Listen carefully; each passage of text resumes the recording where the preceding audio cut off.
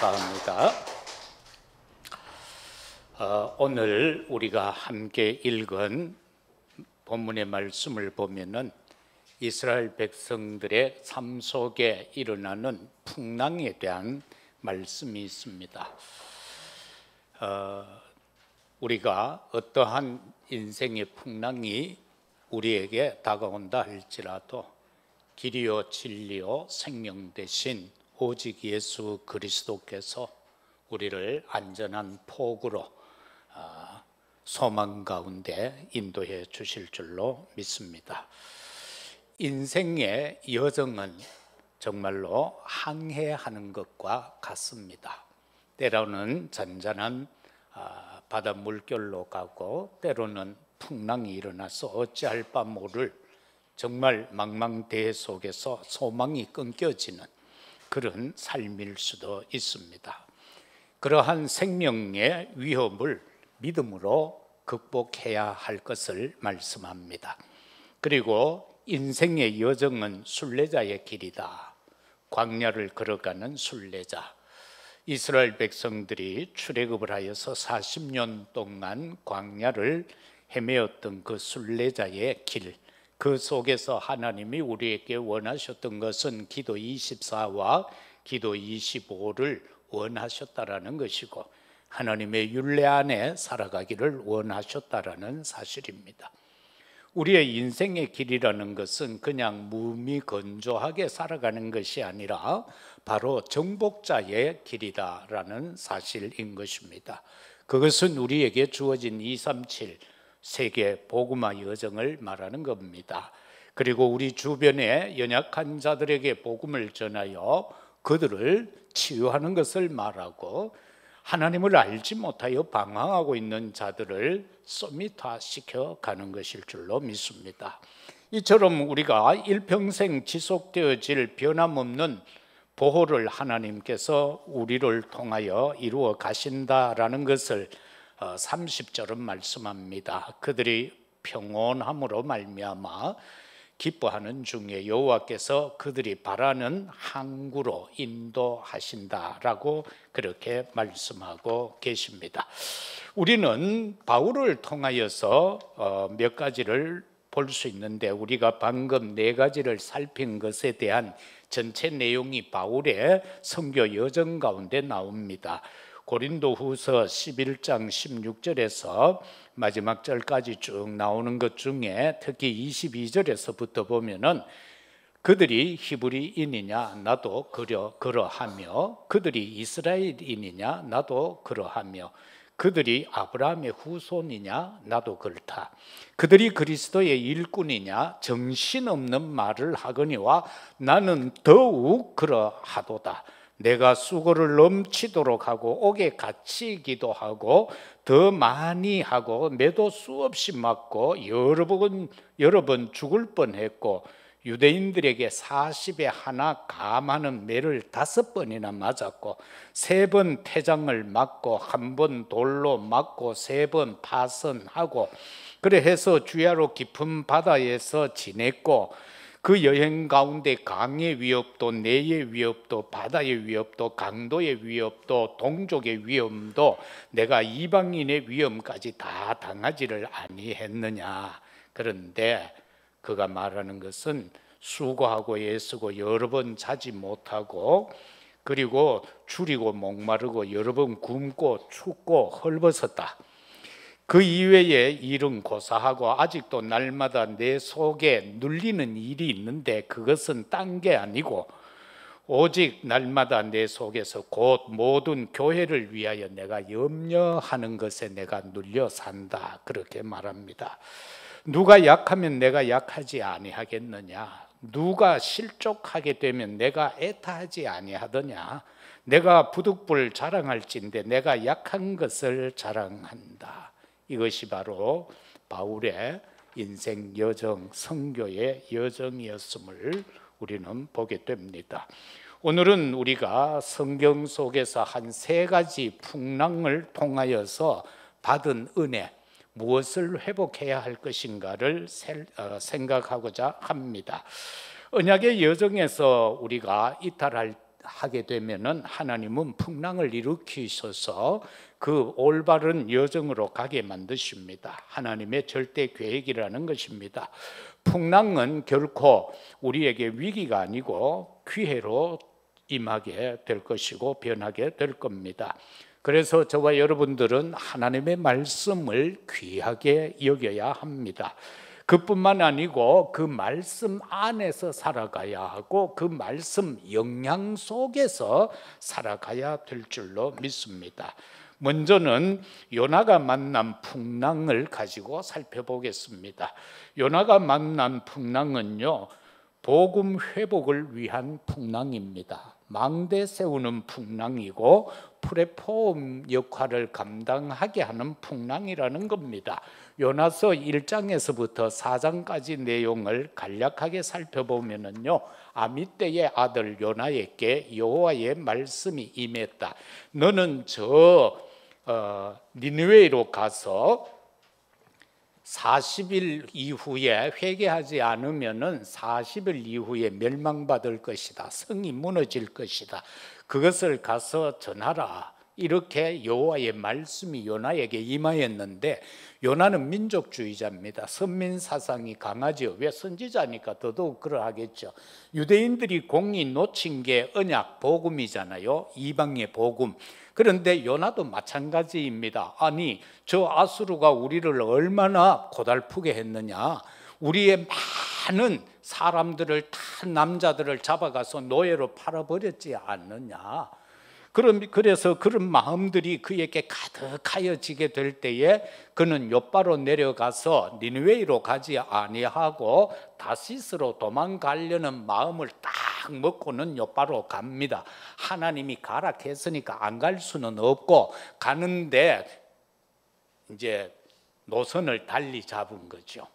그런데 희한하지요. 악한 마음을 갖고 계획을 하고 다시스로 도망가려고 딱 갔는데 마침 다시스로 가는 배가 딱 기다리고 있는 거예요. 니느웨로 가는 배가 있는 것이 아니라 다시스로 가는 배가 딱 있어. 아, 이것이 하나님의 뜻이겠거니 하고 배삭을 주고 타고 갑니다. 가는데 어떻게 됩니까? 풍랑이 일기 시작합니다. 사람들이 모두 자기 신들에게 기도합니다. 그러면서 그들은 막 물건도 내어버립니다. 그때에 요나는 배 밑창에 숨어 있었습니다. 발각이 됩니다. 야, 너 뭐냐? 너 누구냐? 이렇게 서로 대화하는 중에 요나가 선지자라는 것을 알게 되고, 거기에서 심지를 뽑아서 하나님을 거역한 자가 있다면 심지에 당첨이 될 것이다. 그를 바다에 던지자라고 했는데 마침 심지를 뽑았는데 요나가 걸렸어요. 우연이겠습니까? 그를 바다에 던져 넣어버리니까 바다는 잔잔해졌다는 것 아닙니까? 그런데 요나는 분명히 사명이 있죠. 아미떼의 아들 요나에게 하나님의 말씀이 임했다. 저 니느웨에 가서 복음을 전하라고 말입니다. 회개를 외치라고. 그 사명이 있기에 바다에 붕덩 빠지는 사이에 큰 물고기가 와서 요나를 덜렁 삼켜버렸습니다. 그런데 하나님의 말씀에 보니까 그 요나를요, 큰 고기가 삼켰는데 어떻게? 요나서 1장 17절에 보면은 여호와께서 이미 큰 물고기를 예비했다. 요나를 삼켰다. 여러분, 어려움이 있어도 괜찮습니다. 환난이 있어도 괜찮습니다. 우리가 저 바다에 던져짐을 당하는 것 같아도 괜찮습니다. 하나님은 이미 그 속에 하나님의 계획을 이루기 위해서 무언가를 준비해 놓으셨다라는 것. 요나에게는 큰 물고기지만은 우리 각자에게는 어떤 것일는지 그거는 각자의 신앙 속에서 깨닫게 되어지게 될 것입니다. 그런데 왜 풍랑이 왔습니까? 그 원인은요, 사명을 회피했기 때문입니다. 요나가 바로 갔더라면 괜찮아요. 그런데 애꿎게 다른 사람의 물건까지 다 손해를 끼칩니다. 경제 손해까지 끼칩니다. 내가 제대로 된 사명을 감당 안 하면 내 주변에 있는 사람들까지 못 살게 굴게 된다는 겁니다. 이걸 깨달으면 우리 믿는 사람은요, 복이 될 수도 있고 저주가 될 수도 있는 거예요. 그래서 이 재앙의 원인이 바로 풍랑의 원인이 이 요나의 사명 회피였다라는 거죠. 시편 107편 우리가 읽은 25절에 보면 여호와께서 명령했다라고 말씀하고 계시지 않습니까? 하늘 이 세상에 우리의 상사가 명령을 해도 지켜야 되는데 창조주 여호와 하나님이 명령했는데 그걸 거역하고 도망을 갔으니까 말입니다. 그런데 여기에서 고기 뱃속에 떡 들어가니까 이게 편할 리는 없잖아요. 아무리 큰 물고기라고 그래도 고기 뱃속인데 그 뭐가 편하겠어요? 한번 상상해 보세요. 작게 우리 똥통 속에 우리가 들어갔다고 한번 상상을 해 보세요. 바로 그거하고 같은 거예요. 거기에서 환경이 이렇게 되니까 요나가 회개할 수밖에 없잖아요. 그래서 시편 6편 6절에도 다윗은 이렇게 고백하고 있죠. 내가 탄식함으로 피곤하여서 밤마다 눈물로 내 침상을 띄우며 내 요를 적십니다. 다윗은 이렇게 하나님 앞에 회개하고 있는 모습을 보게 됩니다. 그래서 요나가 여기에 고기 뱃속에서 막 얼마나 간절하게 기도했겠습니까? 아버지 한 번만 이 속에서 내 보내주시면 내가 사명 감당하겠습니다라고 분명히 기도했겠지요.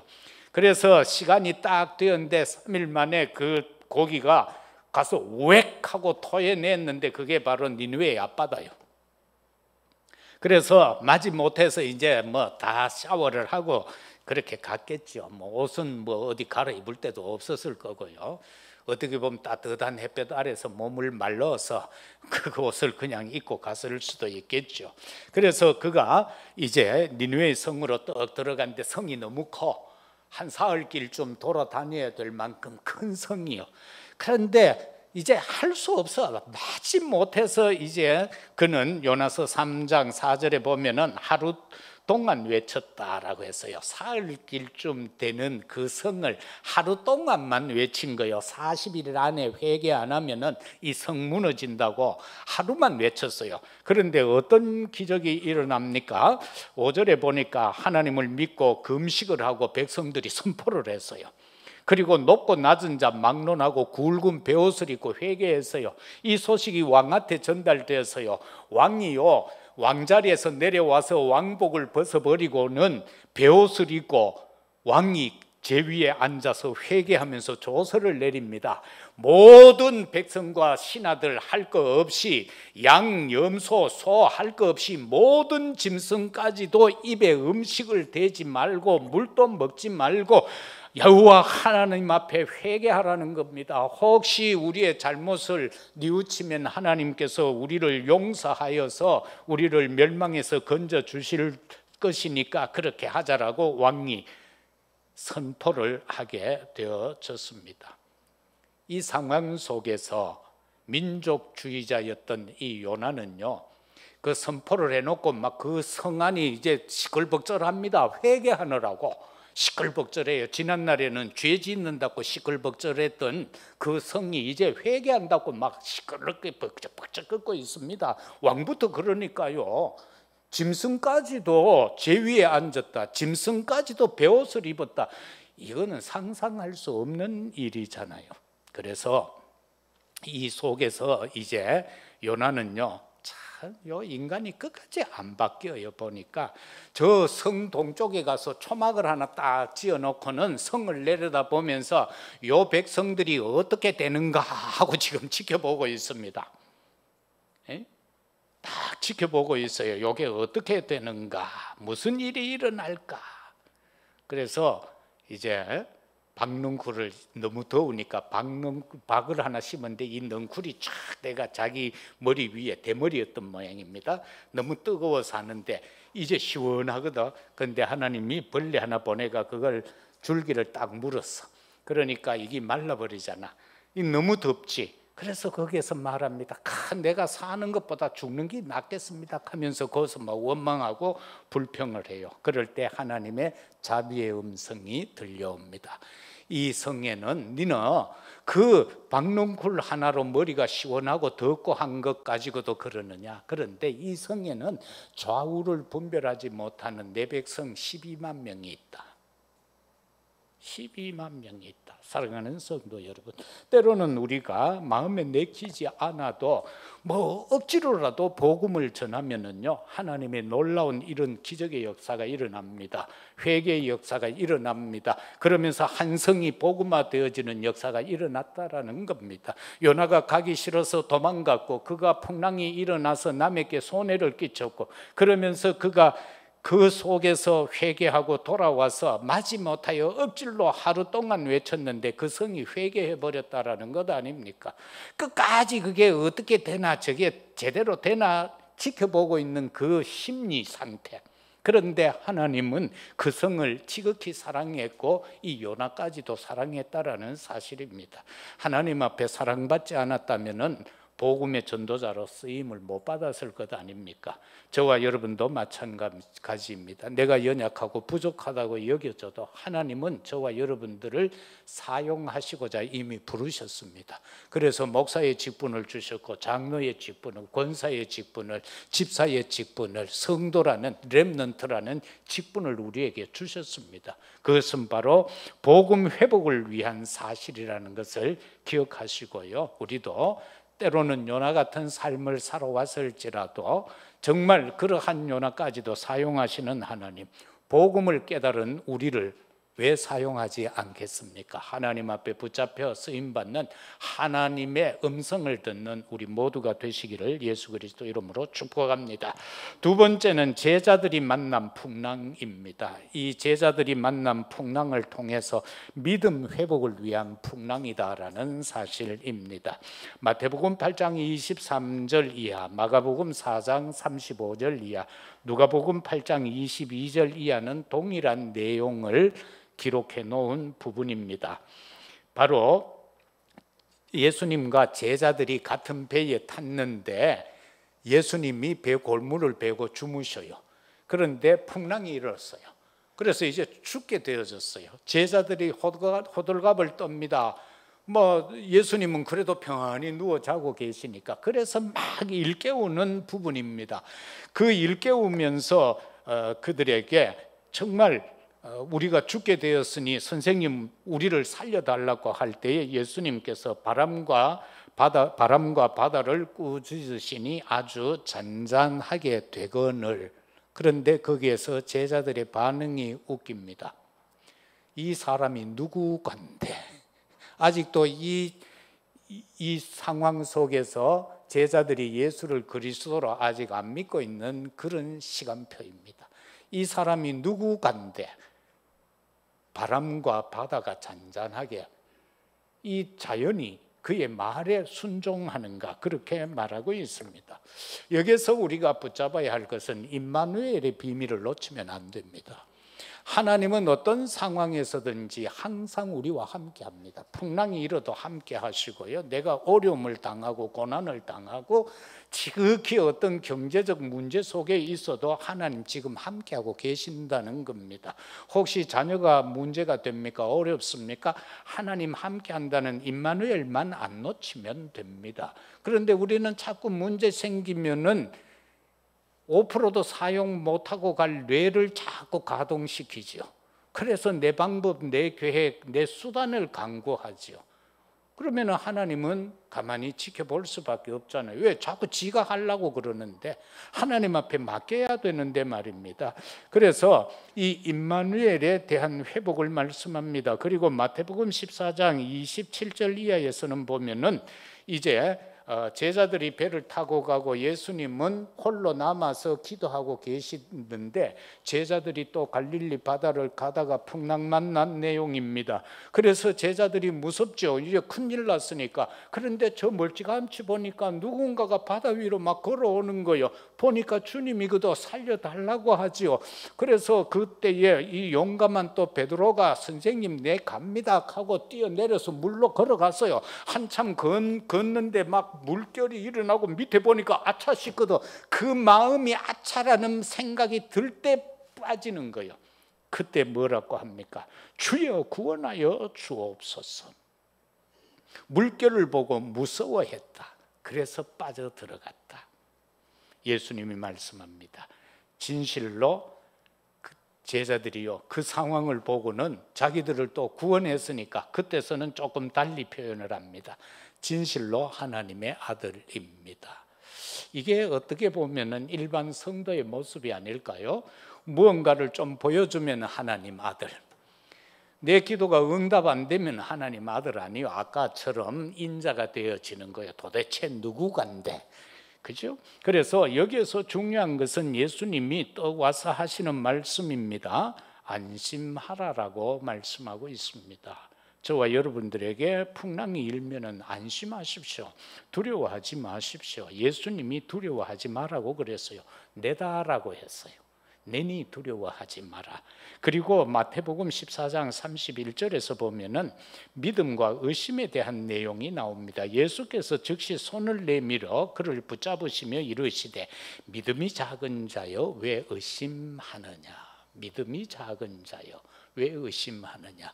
그건 베드로를 보고 하죠. 베드로가 무서워서 의심해버렸다. 그 순간에 빠져버렸다라는 겁니다. 그때 예수님이 오셔서 손을 내밀어 그를 잡아 당겨서 구원하는 장면이죠. 사랑하는 성도 여러분들, 저와 여러분들 삶 속에서요, 근심거리 있을 수 있습니다. 염려 없다면 그게 신이죠. 근심, 걱정, 염려가 없다면 그게 신이죠. 인간입니까? 우리는 인간이잖아요. 근심거리가 있어요. 염려거리 있어요. 그런가 하면은 또 무엇인가 불안할 때도 있어요. 그럴 때에 우리가 가져야 할 것은 안심하고 두려워하는 마음을 떨치고 임마누엘을 확인하고 그러면서 믿음을 회복해 가는 겁니다. 주님께서 의심하지 말라고 했으니까 의심 안 하면 되는 거예요.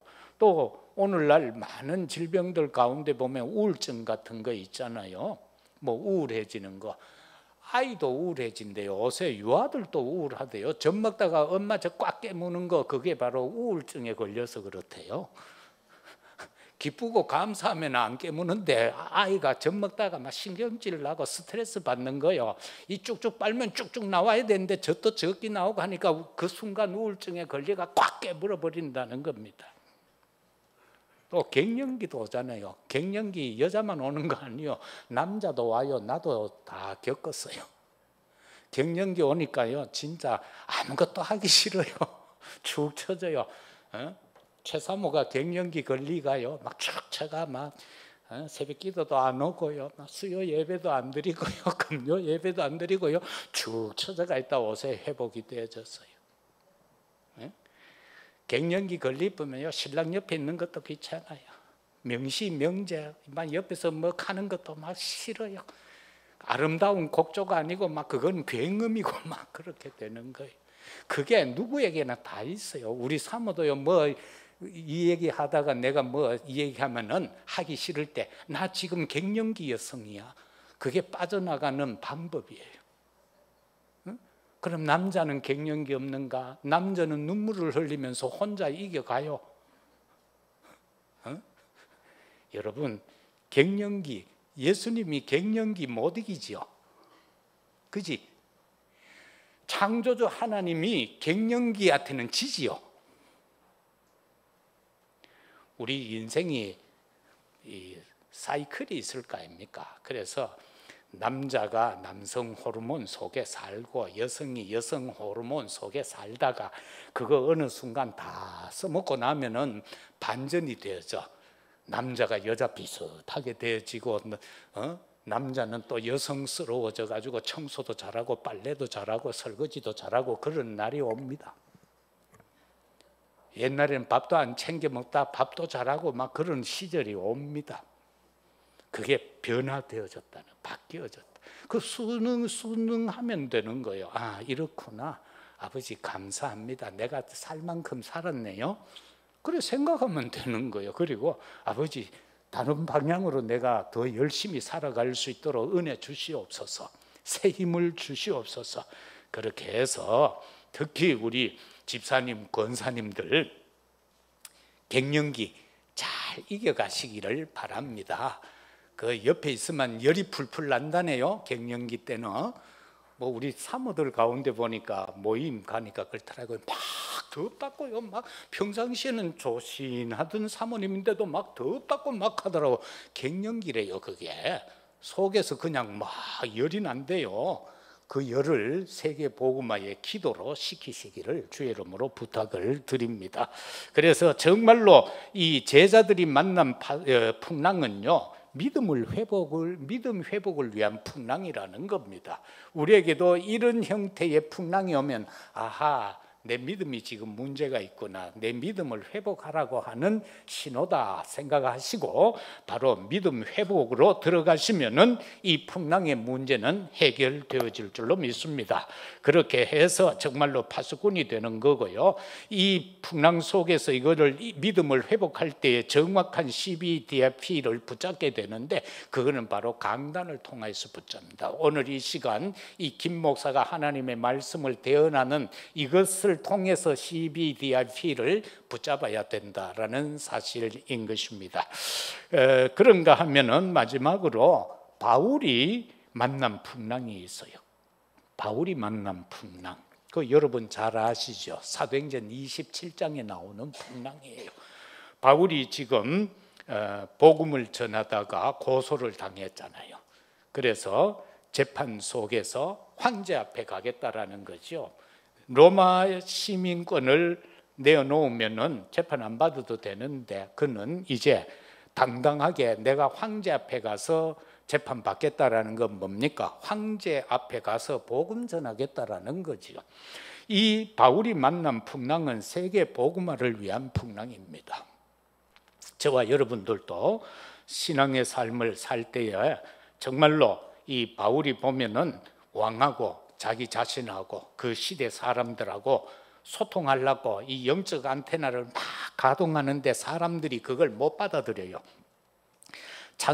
사도행전 27장 9절에서 17절까지 보면은 이제 바울이 백부장에 의하여서 이제 배를 타고 이제 가야 되잖아. 로마로 가야 되는데 바울이 딱 보니까 가면 풍랑 만날 것 같은 거예요. 그래서 백부장 보고 이야기합니다. 우리가 가면은 풍랑 만나서 어려움 당할 거니까 조금 시간을 조절하자라고 하는데 백부장이 그 바울을 아니까 그럴 수도 있겠는데 그러나 지금 그 배에는 선주가 있고 화주가 있잖아요. 다시 말하면 이제 컨테이너에다가 물건을 수출하는 그 상인들도 있고 하니까 그들의 의견도 들어봐야 되잖아요. 그래서 선장 보고 묻습니다. 선장님, 지금 바울이 적하는데 어떡하요? 하니까 지금은 풍랑이 일 때가 아니라는 거예요. 가면 된다는 거예요. 그런데 또 선주들은 뭐라고 그럽니까? 지금 급하잖아. 한시가 급한데 빨리 가서 이 물건을 팔아야 되니까. 그래서 가야 된다는 거예요. 그래서 할 수 없이 뭐 의견을 모아보니까 전문가들이 가야 된다고 하니까. 그죠? 여기에서 영적 서밋의 비밀을 모르면 이렇게 되는 거예요. 그래서 우리 성도 여러분들, 특히 우리 청년들은 또 직장에 가는 여러분들은 여러분의 직장에서 영적 서밋의 축복자들이 되어야 합니다. 그래서 그 현장을 아무리 어떤 전문가가 있을지라도 그들을 능가할 수 있는, 그들에게 영향을 줄 수 있는 영적 서밋이 되어야 한다라는 것을 놓치면 안 됩니다. 그래서 여기에서 이제 그들이 말하는 것은 이게 바로 불신 상태잖아요. 저와 여러분들이 살아가는 세상은 불신 상태 속에서 우리가 살아가요. 세상에 안 믿는 모든 사람들은 이런 말 저런 말 막 자기들 하고 싶은 말 다 합니다. 자기들의 지식적인 말, 체험적인 말, 경험한 거 모든 것을 동원해서 말합니다. 그래서 우리 믿는 사람들이 그들하고 말해가지고는 이길 수가 없습니다. 그러나 결과적으로는 뭡니까? 우리는 승리자로 이미 답이 나와 있는 겁니다. 그런데 이 바울의 말을 안 들은 불신의 결과가 뭡니까? 사도행전 27장 18절에서 21절에 보면은 그들은요, 풍랑이 일어나니까 배를 가볍게 해야 되잖아. 배에 있는 꼭 필요한 것 이외의 물건은 다 버리는 거예요. 그들이 생명처럼 여기고 빨리 가서 이 물건을 몇 곱절로 팔아서 이득을 취해야 되겠다라는 그 모든 물건까지 다 내버려 버리게 되는 거예요. 이게 바로 우리 인생 삶 속에서 내가 불신의 상태에 있을 때에 그 불신의 결과로 우리가 잃어버린 많은 것들이 있을 겁니다. 이것을 우리가 깨달았은즉, 우리가 알고 있은즉, 저 세상에서 이처럼 살아가고 있는 그들에게 정확한 복음을 전해서 그들도 이러한 어려움 없이, 잃어버림 없이 있는 것 가운데에서 하나님을 믿고 더 충성스러워지면 얼마나 좋겠습니까? 많은 사람들이 그런 이야기를 하죠. 야, 천주교도 가니까 부자가 많고, 절간에도 가니까 부자가 많고, 교회는 오니까 부자는 별로 없고 가난한 사람들이 많더라. 그는 그럴 수밖에 없는 거예요. 돈 있을 때는 사단한테 사로잡히 가지고 안 가야 될 때 가가지고 충성 헌신하고 있는 거예요. 그러나 그걸 좀 잃어버린 상태에서 우리가 복음을 받았으니 현재는 좀 가난할 수도 있다, 좀 없을 수도 있다. 그러나 그게 다가 아니라는 사실입니다. 정말 하나님께서 회복시키고자 할 때에 엄청난 사건의 역사들로 일어날 수 있습니다. 그래서 우리는 정확한 그릇을 준비하시기를 바랍니다. 그리고 행복을 누리는 집중 기도하시기를 바랍니다. 기도할 때 행복하면 그게 응답인 거예요. 그죠? 기도하는데 자꾸 답답하면은 그때는 기도하지 마세요. 괜히 기도하다 우라통 터지면 안 돼요. 기도를 막 하는데 계속 답답해. 그러면 그때는 잠시 쉬세요. 어떤 제목을 가지고 기도할 때 마음에 평안이 오면 응답입니다. 이런 여러 가지 상태를 알고 우리가 기도해야지. 어떤 사람 보면 끝까지 기도해라 하거든. 그러면요, 믿음 약함 속에서 끝까지 기도하다가 낙심되어 버리는 수가 많습니다. 그래서 기도를 할 때에 자꾸 답답함이 오면 그때는 잠시 멈추세요.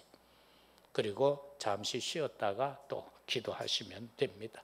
기도가 나왔으니까 우스갯소리 하나 할게요. 어느 큰 교회에 기도를 진짜 열심히 하고 많이 하는 여집사가 있었어요. 그래서 이제 금요 기도에 탁 와가 막 기도를 하는데 이래 보니까 이거 막 신통창 그는 자기는 지금 막 쥐야 쥐하고 삼창도 부르고 막 다다다다다 기도하고 있는데 옆에 이래 뭐 잘 알고 있는 권사도 꾸벅꾸벅 졸고 앉았고 장로님 한 분은 계속 머리 쿡 쳐박고 자고 있고 그래가지고 막 목사님 나중에 이 사람이 뭐를 깨닫고 목사님한테 와가지고 자기 담임 목사에게 고백한 내용이에요. 내가 이랬거든요. 아이고 저것도 보니까 저렇고 저것도 보니까 저렇고 하나님은 어떻게 해서 우리 교회는 전부 기도 시간에 졸고 있습니까? 장로님은 머리 푹 숙이고 자고 있습니까? 하며 그랬는데 하나님의 음성이 오더래요. 뭐라고 했게? 니도 그 갈랐거든 저 장로같이 뒤집어 자라 하더랍니다.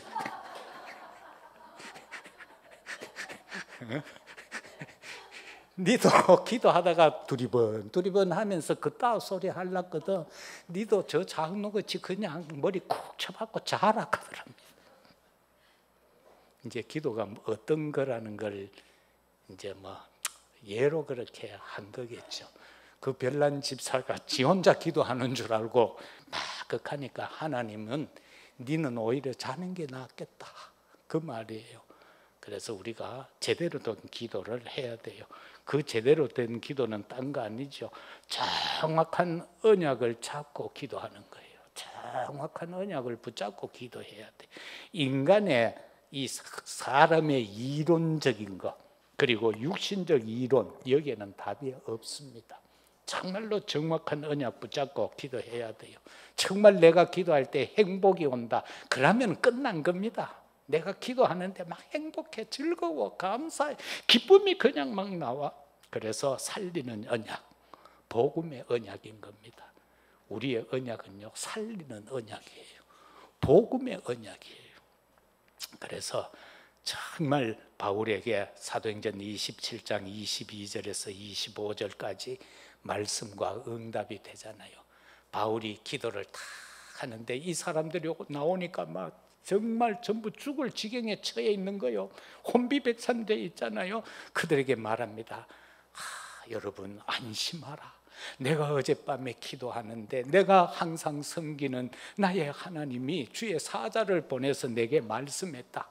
너희들의 물건은 잃어버렸다 할지라도 여러분의 생명은 내게 맡겼다. 여러분의 생명은 내게 맡겼다.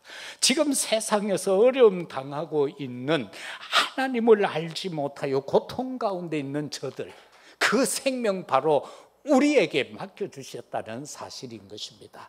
아니, 여러분의 현장 주변에 있는 그 불신자들을 여러분에게 하나님은 맡겨놓으셨다는 사실인 것입니다. 이것만 붙잡으면 됩니다. 그러면서 거기에서 나온 바울의 진정한 고백, 내가 가이사 앞에 서야 하리라. 저와 여러분의 인생의 최종 목적은 어디입니까? 가이사 앞에 서는 겁니다. 나의 현장에서 최고의 사람 앞에 서는 겁니다.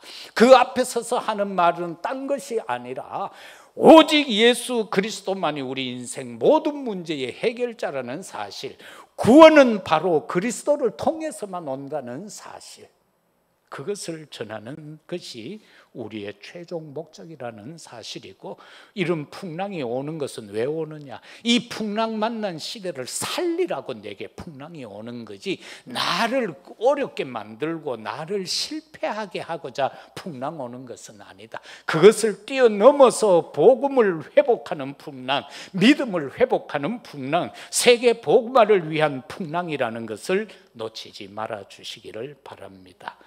여러분, 풍랑을 은혜로 바꾸시기를 바랍니다. 하나님은 택한 자를 변함없이 끝까지 보호하신다는 것 믿으셔야 합니다. 그리고 우리는 복음의 파수망대를 세워야 합니다.